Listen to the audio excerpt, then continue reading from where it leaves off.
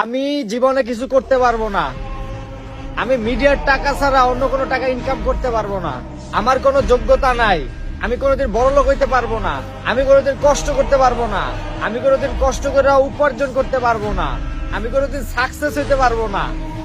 এইসব কথাবার্তা যারা বলেন, এই ভিডিওটা শুধু তাদের জন্য।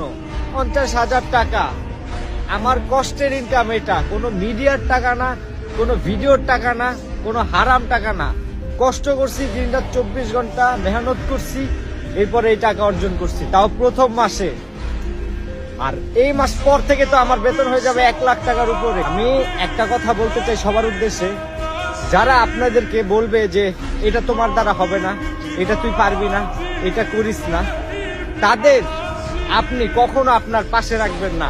কারণ তারা হচ্ছে আপনার সব থেকে বড় শত্রু। আপনি পারবেন না এমন কোনো কিচ্ছু নয়, আপনি সব পারবেন, চাইলেই সব